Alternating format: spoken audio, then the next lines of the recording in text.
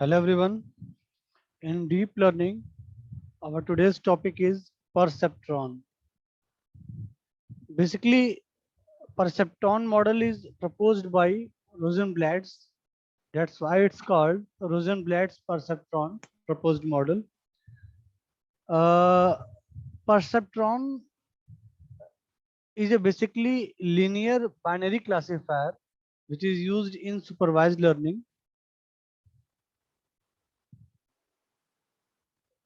and this is a model which is used to train a machine. This is a model which is used to train a machine for small scale inputs. Starting में मे भी हमने आपको बताया था कि machine learning के जितने भी मॉडल्स हैं वो सभी के सभी मॉडल्स एल्गोरिथम वो बेसिकली यूज किए जाते हैं स्मॉल अमाउंट ऑफ डेटा के लिए। तो ये जो परसेप्ट्रॉन है, परसेप्ट्रॉन बेसिकली न्यूरॉन बेस्ड एक मॉडल है जिसमें हम एक सिंगल न्यूरॉन की बात करते हैं। जब हम एक ऐसा मॉडल प्रपोज करते हैं जिसमें हम गिवन इनपुट सेट के बिहाफ पे किसी मॉडल को ट्रेन कर रहे होते हैं और उस मॉडल में अगर हम सिंगल न्यूरॉन यूज कर रहे होते हैं तो उसको हम बोलते हैं परसेप्ट्रॉन। तो बेसिकली जो न्यूरल नेटवर्क का कॉन्सेप्ट है वो बेसिकली परसेप्ट्रॉन से ही स्टार्ट होता है। अभी चूंकि हम सिंगल न्यूरॉन यूज करते हैं तो हमने उसको बोल दिया परसेप्ट्रॉन। जब हम more than one neurons use करते हैं, एन न्यूरॉन्स अगर यूज करते हैं डिफरेंट डिफरेंट हिडन लेयर्स में, तो वो कहलाता है हमारा neural network, artificial neural network या कन्वोल्यूशन न्यूरल नेटवर्क। तो बेसिकली जो न्यूरल नेटवर्क का कॉन्सेप्ट है वो स्टार्ट होता है परसेप्ट्रॉन से। तो आज का जो हमारा टॉपिक है वो है परसेप्ट्रॉन।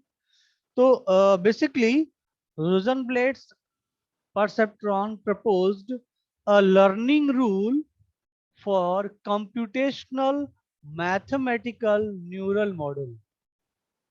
यानी परसेप्ट्रॉन में हम न्यूरॉन्स को मैथमेटिकली रिप्रेजेंट करते हैं। यानी ये जो कंप्यूटेशनल मॉडल है लर्निंग का, ठीक है, इनपुट सेट के को यूज करते हुए जो लर्निंग का जो मॉडल है उसको जब वो मैथमेटिकली यहाँ जो रिप्रेजेंट कर रहे हैं उसको बोलना है परसेप्ट्रॉन। बेसिकली जो परसेप्ट्रॉन है एक क्लासिकल रोजनब्लैट परसेप्ट्रॉन, मतलब रोजनब्लैट्स ने भी बहुत परसेप्ट्रॉन की बहुत सारी थ्योरीज दी, जिसमें से जो मेन थ्योरी थी वो ये है जो आज हम पढ़ने जा रहे हैं। Perceptron is a single layer neural network. This is a very important point. Perceptron is a single layer neural network and multi layer perceptron called neural network. यानी अगर हम सिंगल न्यूरॉन की अगर बात करते हैं तो एक ऐसा मॉडल यूज करते हैं जिसमें हम उस मॉडल को यूज करते हुए ट्रेनिंग प्रोवाइड करा रहे हैं। तो बेसिकली उस मॉडल में अगर हम सिंगल न्यूरॉन यूज कर रहे हैं तो उसको हम बोलते हैं परसेप्ट्रॉन। तो perceptron is a single layer neural network and multi layer perceptron is called artificial neural network और neural network. Basically, perceptron is a linear classifier. Perceptron is a linear binary classifier. It is used in supervised learning. It helps to classify the given input data. हमारे पास जो input set given होता है उस input set को classify करने के लिए, दो पार्ट में क्लासिफाई करने के लिए हम जिस मॉडल का यूज करते हैं जिसमें हम सिंगल न्यूरॉन यूज करते हैं उसको हम बोलते हैं परसेप्ट्रॉन। और चूंकि यहाँ पे हम सिंगल न्यूरॉन यूज कर रहे हैं इसका मतलब ही है कि यहाँ पे जो डेटा हम यूज करेंगे वो डेटा भी बहुत लिमिटेड क्वांटिटी में होगा, जिसकी वजह से जो परसेप्ट्रॉन मॉडल है ये हमारा सुपरवाइज्ड लर्निंग का पार्ट है, यू क्या मशीन लर्निंग का पार्ट है। तो जो परसेप्ट्रॉन है ये हम स्मॉल अमाउंट ऑफ डेटा के लिए यूज करते हैं और परसेप्ट्रॉन जो है वो सुपरवाइज्ड लर्निंग का पार्ट है। Perceptron is usually used to classify the data into two parts. Therefore, it is also known as linear binary classifier। ठीक है। तो अगर परसेप्ट्रॉन की अगर बात करें तो यहाँ पे आपको देखिए एक फिगर दिख रहा होगा जिसमें एक साइड में इनपुट सेट गिवन है, एक मिनट, एक साइड में यहाँ इनपुट सेट गिवन है, ठीक है, यहाँ कुछ वेट्स दिए गए हैं, ठीक है। इस इनपुट और वेट्स का हम वेटेड सम निकालते हैं।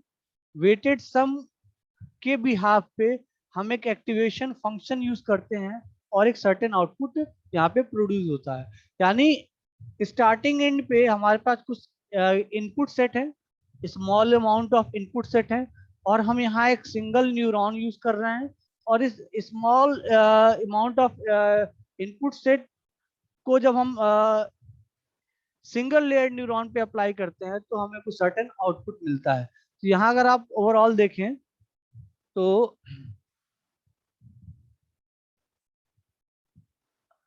कह रहा है the perceptron consist of 4 parts.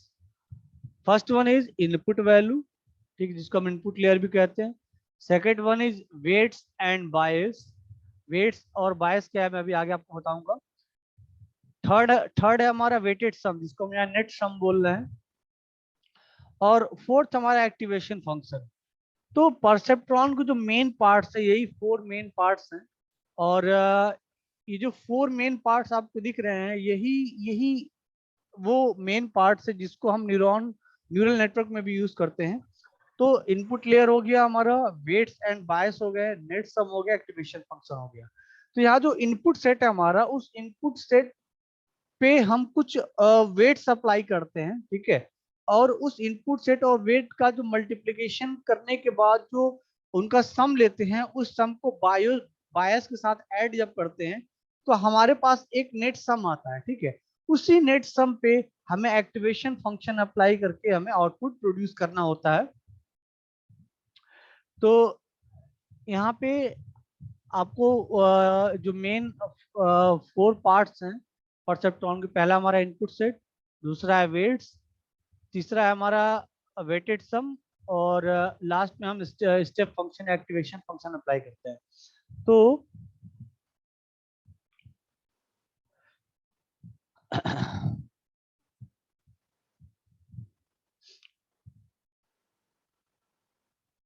अगर आप इस फिगर को ध्यान से देखें, अभी हमने आपको ऊपर बताया कि स्टार्टिंग के जो दो मेन फैक्टर्स है वो हमारा इनपुट सेट एंड वेट्स।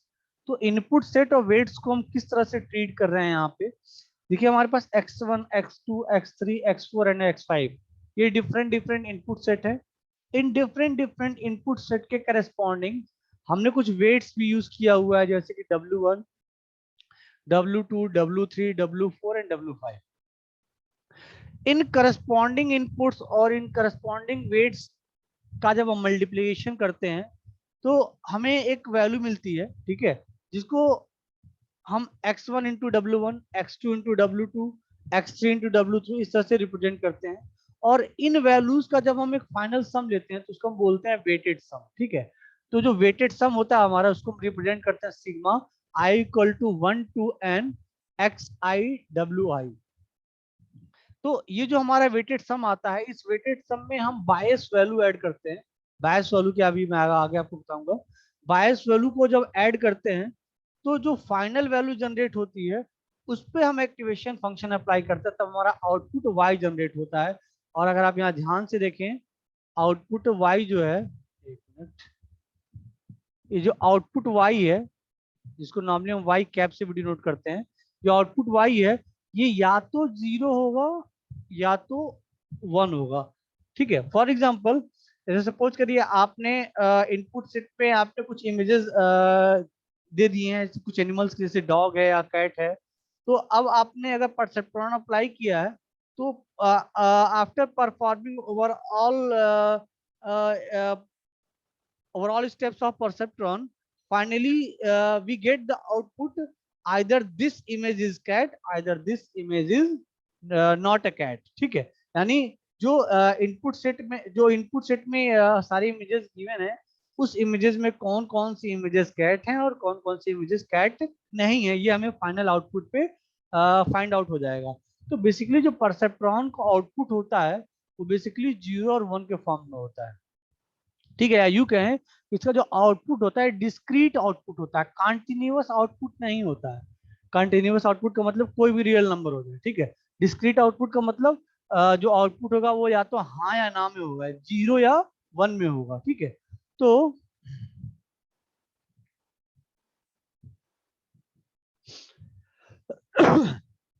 कह रहा the perceptron works on these simple steps, इसमें फर्स्ट स्टेप ए जो है वो क्या है, all the input x are multiplied with their weight w, let's call it k।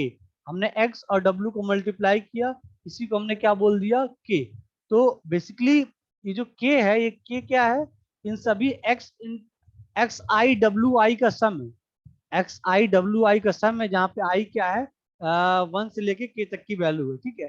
तो यहाँ पे देखिए sigma k equal to 1 to 5 k the formula of the nth term. तो हमने जब वेटेड सम निकाल लिया, वेटेड सम निकालने के बाद अब सपोज करिए आपने x1 into W1, x2 into W2, x3 into W3 इनका मल्टीप्लीकेशन करने के बाद सम किया, तो जो रिजल्टेंट वैल्यू आया वो हमारा था वेटेड सम।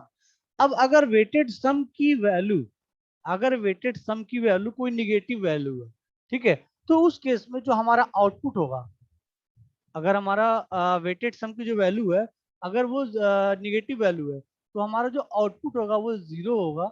और अगर वेटेड सम की वैल्यू पॉजिटिव या 0 या पॉजिटिव वैल्यू है, यानी 0 या फिर 0 से बड़ी कोई भी वैल्यू अगर आती है वेटेड सम की वैल्यू, जो हमारा y होगा, यानी जो आउटपुट होगा हमारा 1 होगा, ठीक है। तो वही यहाँ चीज, इस चीज को आइडेंटिफाई करने के लिए कि आउटपुट हमारा 0 होगा या 1 होगा, उसके लिए हम एक्टिवेशन फंक्शन यूज करते हैं।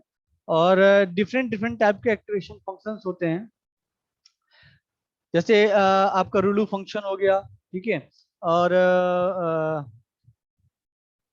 सिग्मॉइड फंक्शन हो गया, ठीक है, थ्रेशोल्ड फंक्शन हो गया।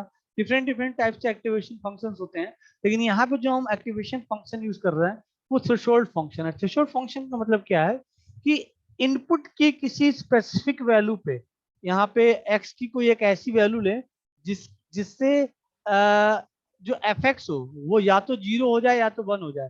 तो x की किसी स्पेसिफिक वैल्यू पे, ठीक है, हमारा जो y है वो 1 हो जाए, उस x की उस वैल्यू को हम बोलते हैं थ्रेशोल्ड वैल्यू। जैसे आप यहाँ ग्राफ में दिख रहा होगा, एक मिनट,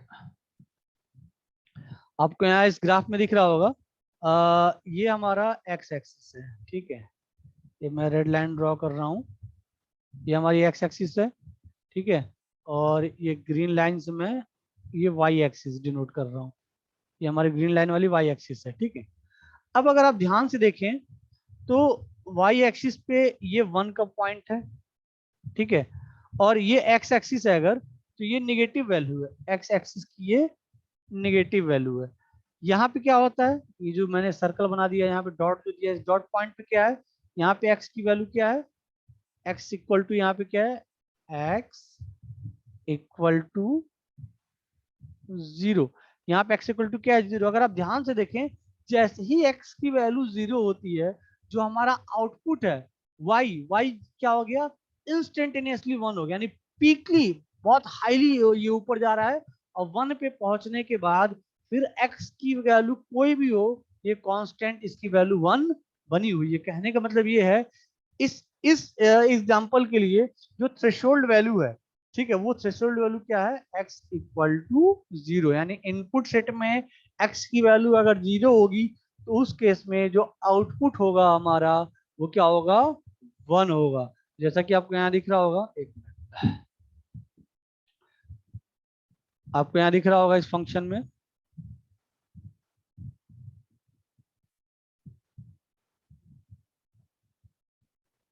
एक मिनट यार, आपको यहाँ दिख रहा होगा, काम नहीं कर रहा है,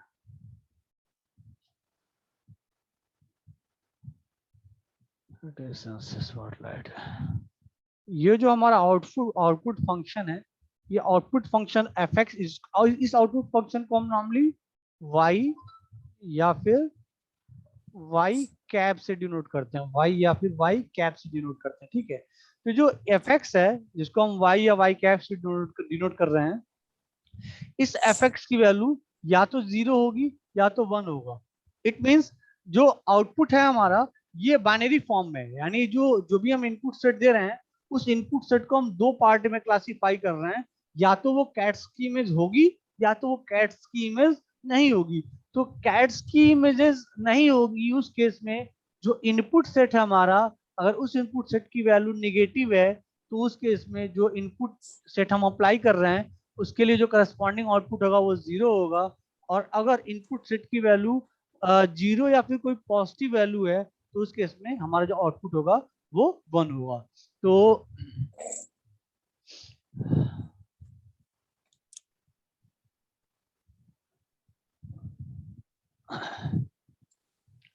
जैसा कि एग्जांपल के तौर पे यहाँ देखें, हमने एक इनपुट सेट लिया हुआ है, ठीक है, ये हमारा इनपुट लेयर हो गया। अब इस इनपुट लेयर जिसमें कि x1 x2 x3 x4 है, हर इनपुट के करस्पॉन्डिंग हमारे पास कुछ वेट वैल्यू है, ठीक है, weight value in the sense w1 w1 w2 w3 and w4।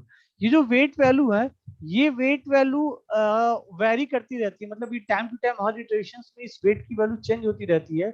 और इस वैल्यू को चेंज करने का मेन मोटो ये होता है कि हम अपने डिजायर्ड गोल यानी हम आउटपुट को प्रॉपरली जो है दो पार्ट में क्लासिफाई कर सके, यानी रिजल्ट की एक्यूरेसी को बढ़ाने के लिए या यूं कहें एरर को रिड्यूस करने के लिए हम इस वेट की वैल्यू को क्या करते हैं, चेंज करते रहते हैं, ठीक है।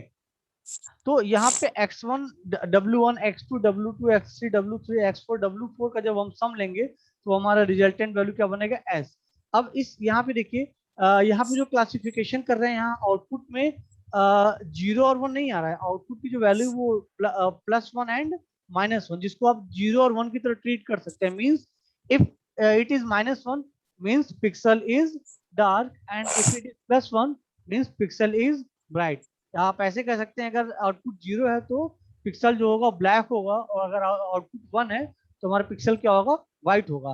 तो यहाँ पे देखिए जो सम हमने एस निकाला है, इस सम को यूज करके, एक मिनट, इस सम को फाइनली अब यूज करते हुए हम इस पे बायस अप्लाई करेंगे, यानी इस सम के साथ एस के साथ हम बायस बी ऐड करेंगे, और उस बायस बी को ऐड करने के बाद तब हम फाइनली एफ एक्स को कैलकुलेट करेंगे, और ये एफ एक्स या तो 0 होगा या तो 1 होगा। तो अगर कंप्यूटेशनल मॉडल अगर हम देखें तो यहाँ पे देखिए ऊपर वाले एग्जांपल क्या मैथमेटिकली हमने यहाँ रिप्रेजेंट किया हुआ है। ये इनपुट लेयर पे हमारे डिफरेंट डिफरेंट इनपुट्स हैं, हर एजेस, हर इनपुट नोड से लगे हुए एजेस पे कुछ वेट्स लिखे हैं w1 w2 wm, ठीक है। अब इन वेट्स, इनपुट का और वेट का जो मल्टीप्लिकेशन, इसका हमने फाइनल सम निकाला, ठीक है, और उस सम की वैल्यू पे हमने कुछ बायस वैल्यू ऐड की। अब ये बायस बेसिकली क्या है, इस बायस को समझने के लिए हम थोड़ा आगे चलते हैं। जैसे देखिए यहाँ पे देखें, अगर इस फंक्शन को देखिए, ठीक है, जो अभी हमने ऊपर एफ एक्स पढ़ा हुआ है, यहाँ एफ जेड लिखा हुआ है। अगर z की वैल्यू लेस देन और इक्वल टू थीटा है तो उस केस में आउटपुट हमारा क्या होगा, 0 होगा। और z की वैल्यू अगर ग्रेटर देन थीटा है तो उस केस में हमारा आउटपुट क्या होगा, 1 होगा। थीटा बेसिकली यहाँ पे थ्रेशोल्ड वैल्यू है। थीटा क्या है, बेसिकली थ्रेशोल्ड वैल्यू है। अब अगर अभी हमने यहाँ पे जो एफ जेड फंक्शन लिया है, यहाँ पे हमने एक पैरामीटर z लिया है जिसको हम थ्रेशोल्ड वैल्यू को डिफाइन करने के लिए यूज कर रहे हैं। लेकिन अभी हम थोड़ा और आगे बढ़ते हैं। अभी देखिएगा इस z को हम 0 से रिप्लेस करेंगे। इस z को, जो z के लिए हम थीटा टर्म यूज कर रहे हैं जो कि एक थ्रेशोल्ड वैल्यू है, इस z की वैल्यू को हम 0 से रिप्लेस करेंगे। कैसे, जो हमारा आउटपुट है, यानी यहाँ जो आउटपुट आया था हमारा एफ जेड, इस आउटपुट एफ जेड को हम वाई कैप भी लिख सकते हैं, वाई भी लिख सकते हैं। तो ये वाई कैप जो यानी ये जो एफ जेड आउटपुट है हमारा, या तो 0 होगा या 1 होगा।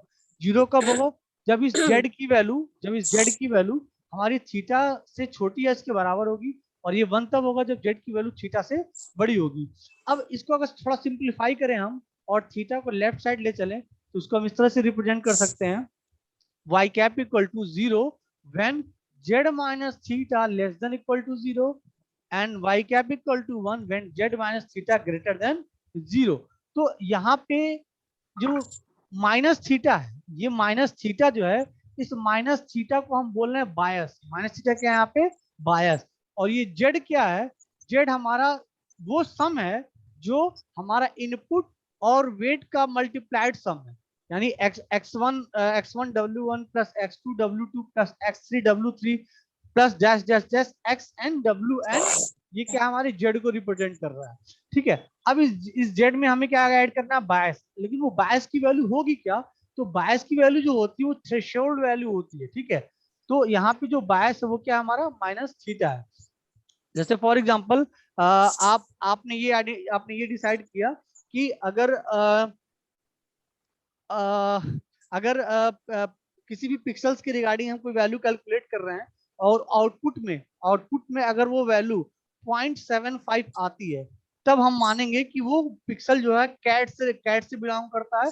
अदरवाइज वो 0.75 से बिलो होगा तो वो डॉग से बिलोंग करेगा। ठीक है, तो 0.75 से ऊपर पिक्सल होगी तभी तो वो पिक्सल कैट से बिलोंग करेगी।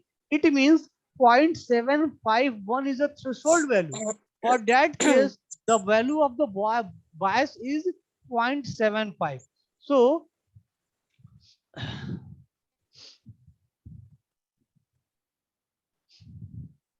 परसेप्ट्रॉन के केस में जो हमारा मेन मेन जो वैल्यू होता है ये वेटेड सम होता है। ठीक है, इस वेटेड सम में हम बायस की वैल्यू जब ऐड करते हैं तब जाके हम एक्टिवेशन फंक्शन को यूज करते हैं। एक्टिवेशन फंक्शन मतलब ये आइडेंटिफाई करना कि किस वैल्यू पे हमें 0 आउटपुट रखना है और किस वैल्यू पे हमें 1 आउटपुट रखना है। तो हम आउटपुट को अपने रिफाइन करने के लिए, उसको उसकी एक्यूरेट रिजल्ट तक पहुंचाने के लिए हम बायस की वैल्यू को ऐड करते हैं, ताकि हमारे रिजल्ट में एक्यूरेसी जो हो वो सबसे ज्यादा हो। तो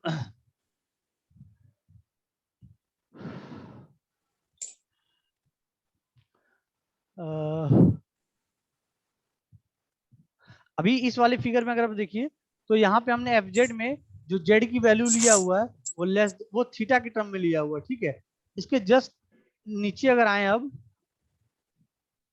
यहाँ पे देखिए जेड की जो वैल्यू हम ले रहे हैं वो 0 के टर्म में ले रहे हैं। यानी यहाँ पे हमने, अगर आप यहाँ देखिए जो वेटेड सम है हमारा sigma I equal to 1 to m, यानी जो टोटल नंबर ऑफ इनपुट्स हैं x1 to xm और टोटल नंबर ऑफ जो वेट्स हैं w1 to wm, जो टोटल वेटेड सम होगा वो क्या होगा, x1 w1 plus x2 w2 plus x3 w3 dash dash dash dash xm wm।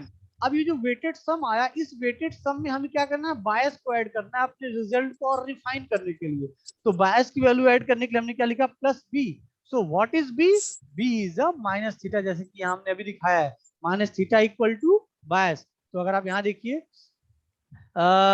Sigma bracket में sigma I equal to 1 to m x I w I plus B. So what is B, B is minus theta, B is, एक मिनट, B is minus theta and theta is a threshold value. ठीक है, तो अब अगर इस sigma के expression को अगर हम थोड़ा और सिंप्लीफाई करके लिखना चाहें तो कैसे लिखेंगे, sigma xtw plus B, where xtw is x1 w1 plus x2 w2 plus x3 w3 plus dash dash dash dash dash xm wm plus the value of bias b। तो ये टोटल सम होगा हमारा, total sum जो होगा weighted sum plus addition of bias value, ये हमारा किसको represent करेगा, वाई कैप को रिप्रेजेंट करेगा। और यही वाई कैप क्या है, हमारा आउटपुट है। इसीलिए देखिए आप यहाँ पे हमने वाई कैप की जगह यहाँ पे आप क्या यूज कर लिया है, सिग्मा जेड। वाई कैप की जगह हमने क्या यूज कर लिया है, सिग्मा जेड यूज कर लिया है। जहां जो यहाँ पे सिग्मा जेड क्या हमारा आउटपुट फंक्शन है, आउटपुट को रिप्रेजेंट कर रहा है, and sigma Z is equal to Y cap. ठीक है, तो यहाँ पे अगर आप ध्यान से देखें तो ये जो हमारा एक्टिवेशन फंक्शन जहाँ अप्लाई हो रहा है, उस एक्टिवेशन फंक्शन को हमने दो पार्ट में ब्रेक किया हुआ है। देखिए ये बीच में एक लाइन खींची हुई है, दो पार्ट में इस ब्रेक किया हुआ है। पहला पार्ट क्या है, जहाँ पे हम वेटेड सम निकालना है, यानी वेटेड सम को मतलब x1 into w1 plus x2 into w2 plus dash dash dash dash dash xm into wm, weighted sum निकालना है। अब उस वेटेड सम को निकालने के बाद हम क्या कर रहे हैं, उसमें बायस की वैल्यू को ऐड कर रहे हैं। देखिए हमने यहाँ बी ऐड किया, देखिए यहाँ पे ये बी की वैल्यू है ना बायस, बायस को हमने क्या किया, इस वेटेड सम में क्या किया, बायस को ऐड किया। बायस को ऐड करने के बाद, बायस को जब हम ऐड कर लेंगे तब हमारे पास कुछ सर्टेन वैल्यू आएगी जिसको हम बोलते हैं जेड। ठीक है, अब इस जेड वैल्यू को यूज करते हुए हम एक्टिवेशन फंक्शन अप्लाई करेंगे। तो एक्टिवेशन फंक्शन जब अप्लाई करेंगे इस जेड वैल्यू को यूज करते हुए, तो हम डिसीजन क्या लेंगे, एक मिनट, हम डिसीजन क्या लेंगे कि वो जेड की वैल्यू, वो जेड की वैल्यू 0 से छोटी है या 0 के बराबर या उससे बड़ी है। फिर उसके बिहाफ पे हम आउटपुट की वैल्यू को डिफाइन करते हैं। लेकिन अभी जो हमने ऊपर ये जो बायस की value b equal to minus theta calculate किया था, इसके रिगार्डिंग यहाँ देखिए क्या रहा है, often more convenient notation define bias unit as W0 and prepare a 1 to each input vector as an additional feature value। Starting में देखिए जो इनपुट था हमारा x1 से स्टार्ट हो रहा था, यहाँ पे जो इनपुट है हमारा x0, ये जो 1 लिखा हुआ है, ये वन जो है ये इक्वलेंट है x0 की, this one is equivalent to x0, this is equivalent to x0। ठीक है, x0 और इस x0 के करस्पॉन्डिंग हमारा W0 है। तो यहाँ पे कह रहा है जो x0 की वैल्यू है, ये x0 की वैल्यू क्या होगी, 1 होगी। और जो W0 वेट है, ये वेट क्या होगा, बायस की वैल्यू के इक्वलेंट होगा, यानी माइनस थीटा। अब 1 इंटू माइनस थीटा करेंगे तो रिजल्टेंट क्या आएगा हमारा, माइनस थीटा। ठीक है, तो यहाँ पे आ,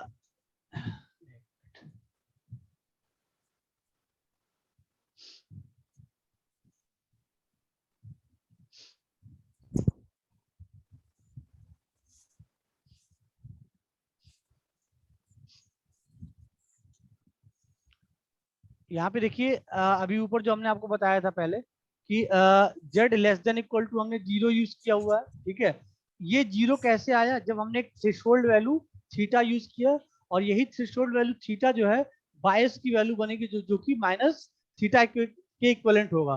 तो यहाँ पे एक मिनट,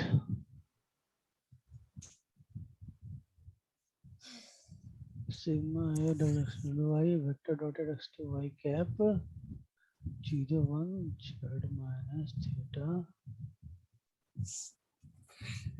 माइनस थीटा।